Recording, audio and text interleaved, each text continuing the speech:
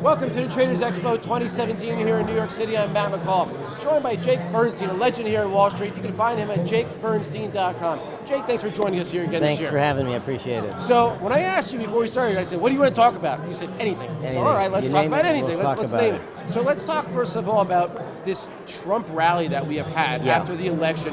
And, you know, the mass media, every time the market's down one day, they say it's over, it's over. What is your view on this rally and where we see it going? It's just beginning. Good. There's a lot of work to suggest that there's commercial activity on the buy side right now, which is kind of unusual to be buying at new highs. But everything I'm looking at says much higher.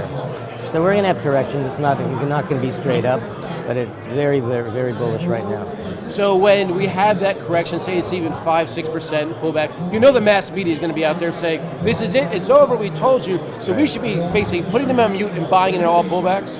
I would say buy pullbacks to support. There's a lot of ways to determine support. Many of the traditional ways do it pretty well. What do you look at when you're looking for support? I look at what's called the moving average channel, which is a 8-period moving average of lows. When you come down to those lows, you usually bounce right off of them. So we've had the Dow, I mean this is going to be not released for a couple of weeks, but we've had the Dow coming into today of 12 consecutive days. Right. Last time we did that was in January 1987. We know what happened at the end of 1987. Right. And of course all the bears are saying, oh, we told you so, this is going to happen. Does that concern you, or that's just basically, listen? One of the things that we look at is small trader sentiment, called the daily sentiment index. It's at 90% bullish right now.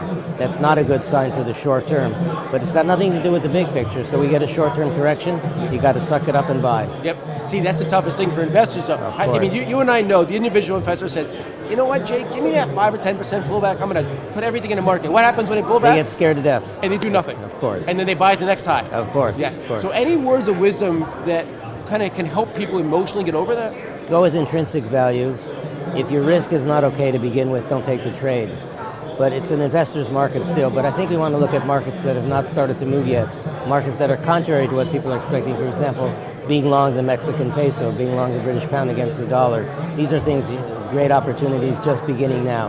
All right, we're going to wrap this one, but when we get to the next interview, I want a specific opportunity from you. I love it. Jake Bernstein at jakebernstein.com. Thank you so much. Thank you.